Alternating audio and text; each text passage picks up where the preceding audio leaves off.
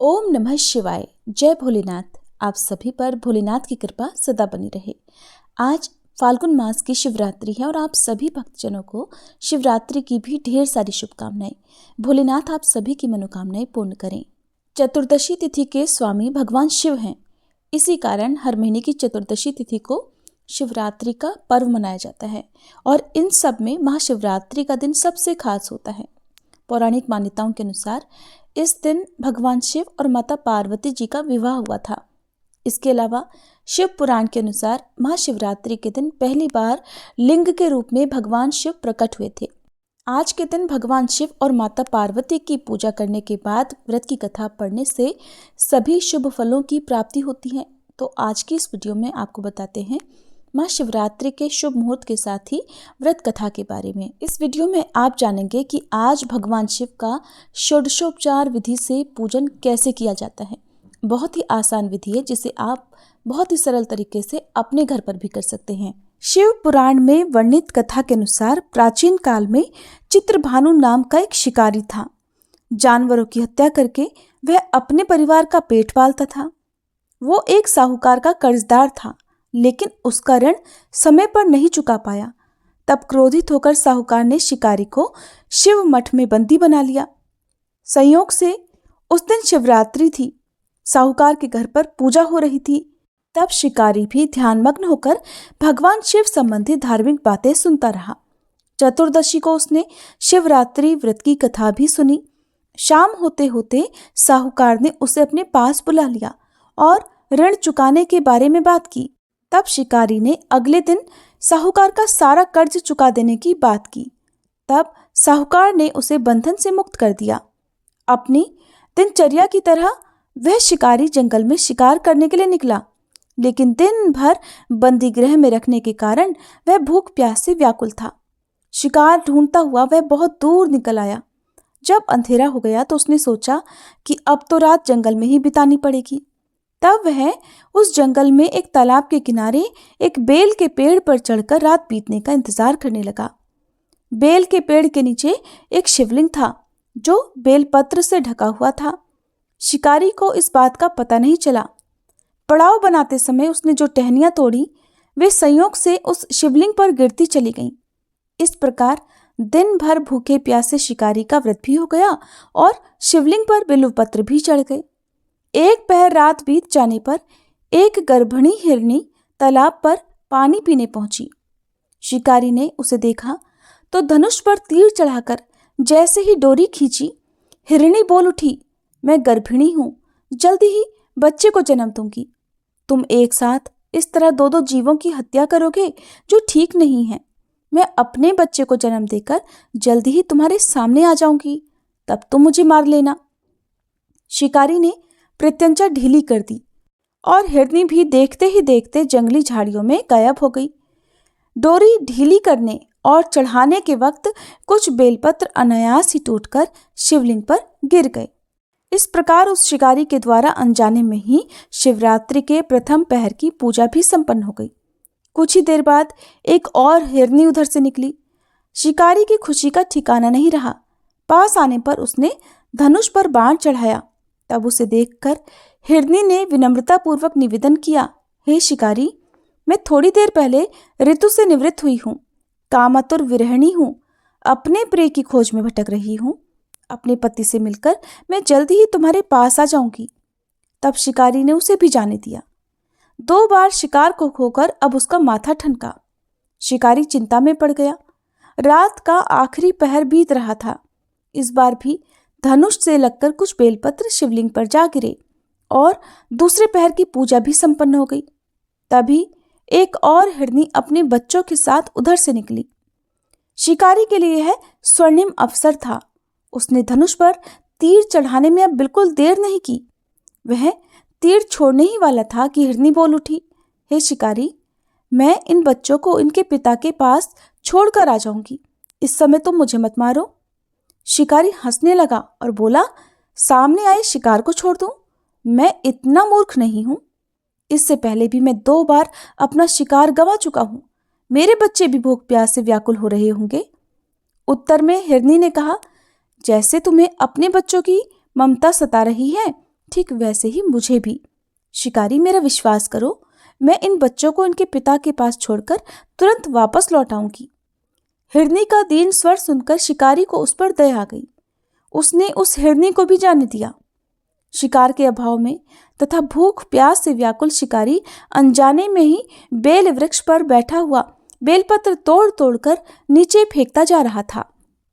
सुबह होने को हुई तो उसे एक हष्ट पुष्ट हिरन उसी रास्ते पर नजर आया। शिकारी ने सोच लिया कि इसका शिकार तो वह अवश्य करेगा। शिकारी की तनी प्रत्यंचा देखकर वह हिरन विनीत स्वर में बोला, हे शिकारी, अगर तुमने मुझसे पहले आने वाली 3 हिरनियों और छोटे छोटे बच्चों को मार डाला है तो मुझे मारने में भी देर मत करो। मैं उन हिरनियों का पति हूँ। अगर तुमने उन्हें जीवन दान दिया है तो मुझे भी कुछ देर का जीवन देने की कृपा करो। मैं उन सब से मिलकर तुम्हारे सामने खुद ही उपस्थित हो जाऊंगा।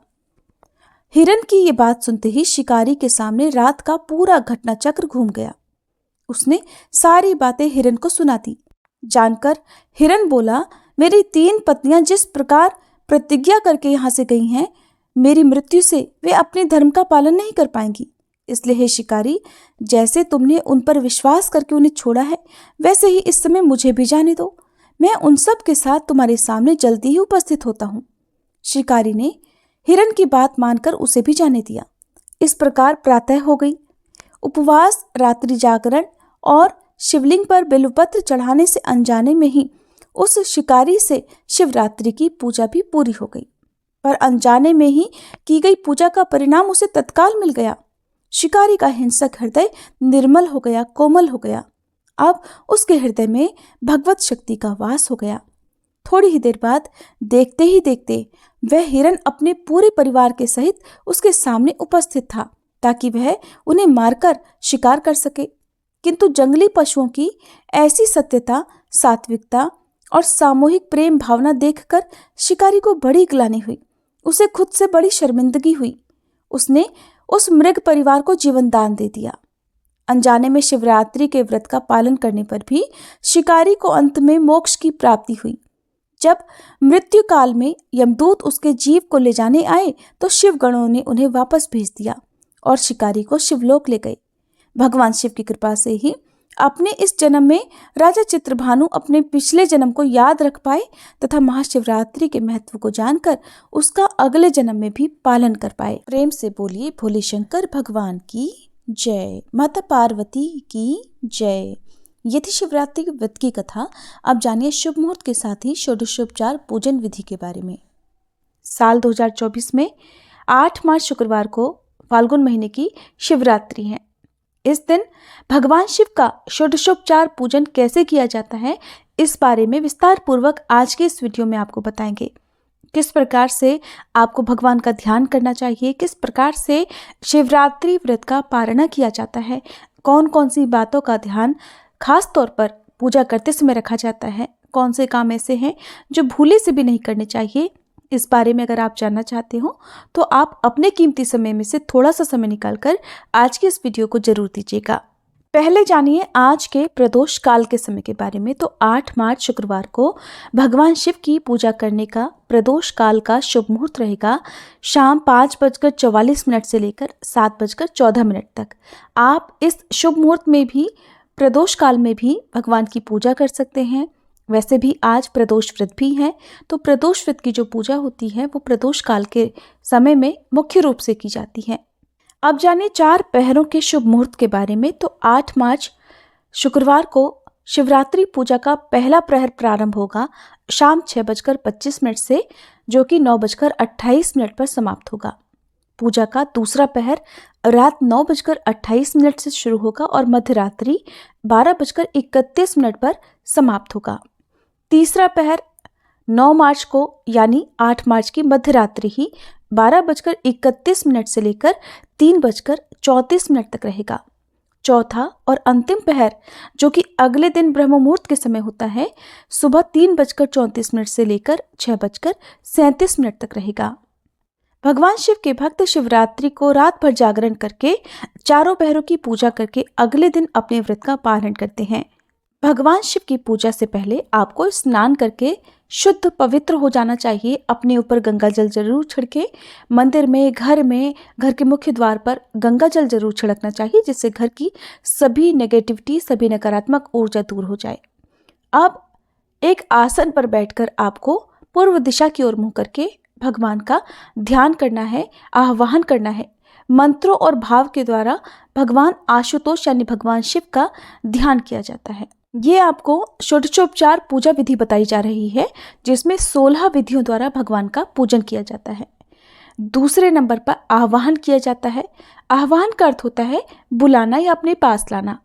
अपने इष्ट देवता भोलेनाथ को अपने सम्मुख या अपने पास लाने के लिए उनका आह्वान किया जाता है। भगवान से निवेदन किया जाता है कि वे हमारे इष्ट देवता की मूर्ति में वास करें, ताकि हम उनका आदरपूर्वक सत्कार कर सकें।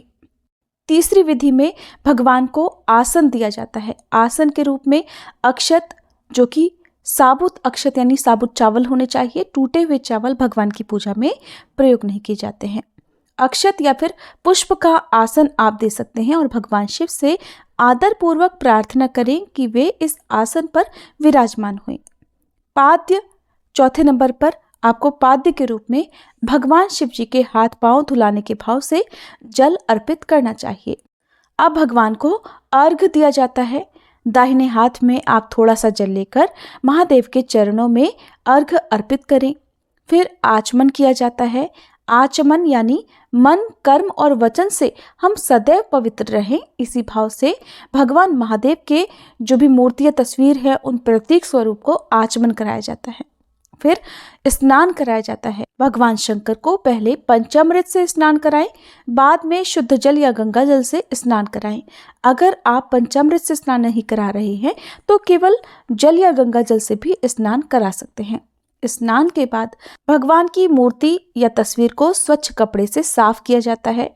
फिर भगवान को वस्त्र अर्पित किए जाते हैं। भगवान भोलेनाथ को स्नान के बाद नए वस्त्र या फिर प्रतीक रूप में आप कलावा भी अर्पित कर सकते हैं। मन में वस्त्र का भाव रखते हुए आपको भगवान को मौली यानी कि कलावा अर्पित करना चाहिए। फिर भोलेनाथ को आप जनेऊ यानी कि यज्ञोपवीत अर्पित करें।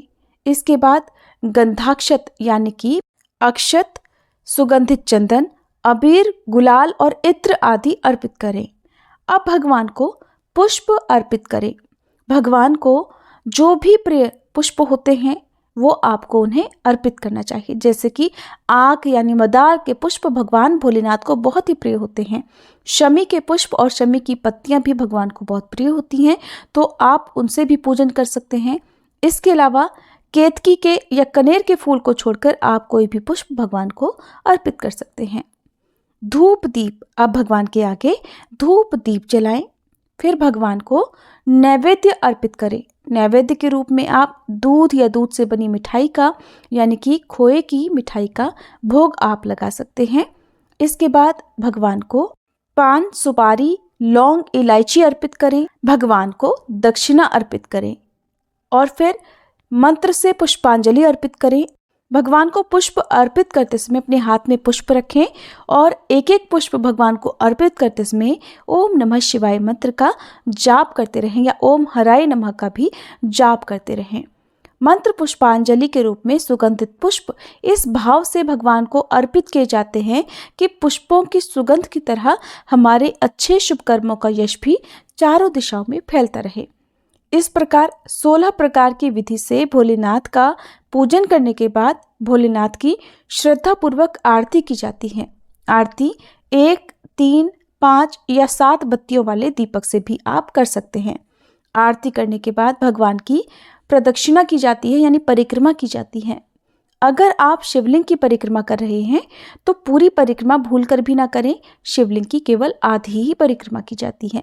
भगवान को प्रणाम करें, भगवान की स्तुति करें और पूजा पाठ में हुई गलतियों के लिए क्षमा याचना करें। जब आप व्रत का पारण करते हैं यानी अगले दिन व्रत खोलते हैं तो उस समय भी आपको व्रत रखने में हुई गलतियों के लिए क्षमा याचना जरूर करनी चाहिए। सच्चे मन से यदि क्षमा याचना की जाती है तो आप जाने अनजाने में जो भी भूल चूक कर बैठते हैं, कोई ऐसा काम कर बैठते हैं जिससे आपका व्रत खंडित होने की संभावना होती हो, तो व्रत खंडित भी नहीं होता, आपको कोई दोष भी नहीं लगता और भोलेनाथ अपने भक्तों के सभी अपराध क्षमा कर देते हैं। ऐसे में आपको की गई पूजा पाठ का या रखे गए उपवास का भी पूरा पूरा फल प्राप्त हो जाता है। जिस प्रकार से भगवान भोलेनाथ का षोडशोपचार विधि यानी 16 प्रकार की विधि से पूजन किया जाता है, उसी प्रकार आपको माता पार्वती जी का भी पूजन करना चाहिए। माता पार्वती को 16 श्रृंगार की वस्तुएं अर्पित करनी चाहिए। शिवरात्रि की पूजा में खास तौर पर शाम के समय गाय के दूध से बनी खीर का भोग भगवान को अर्पित करके उसे प्रसाद रूप में सभी लोगों में बांटना चाहिए। भगवान शिव का ध्यान करते समय आप इस प्रकार भगवान शिव का ध्यान करें कि भगवान शिव अपनी वामा और ज्येष्ठा शक्तियों से संयुक्त हैं। उनके 5 मुख और 10 भुजाएं हैं। प्रत्येक मुख में 3-3 नेत्र हैं। शुद्ध स्फटिक के समान उनकी उज्जवल कांति है। वे व्याघ्र चर्म की चादर ओढ़े हुए हैं। मस्तक पर चंद्रकला और गंगा तथा वामांग में गिरिराज नंदिनी विराजमान है। सिद्धगण उनकी स्तुति कर रहे हैं। इस प्रकार ध्यान करके आपको भगवान के चरणों में अक्षत और बिल्वपत्र अर्पित करना चाहिए। आपके पास अगर रुद्राक्ष की माला है तो आज के दिन भगवान को आभूषण के रूप में रुद्राक्ष की माला भी धारण करा सकते हैं। पूजा के बाद सबसे अंत में 3 बार ताली बजाकर आपकी जो भी मनोकामना है उसकी पूर्ति के लिए भगवान से प्रार्थना करनी चाहिए।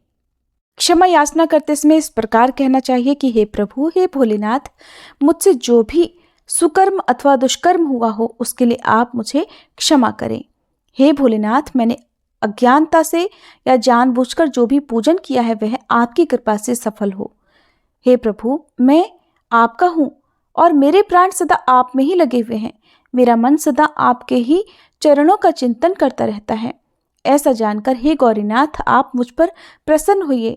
धरती पर जिनके पैर लड़खड़ा जाते हों उनके लिए भूमि ही सहारा होती है। उसी प्रकार जिन्होंने आपके प्रति अपराध किए हों, जिन्होंने आपकी भक्ति को बिसरा दिया हो, उनके लिए भी आप ही शरणदाता हैं।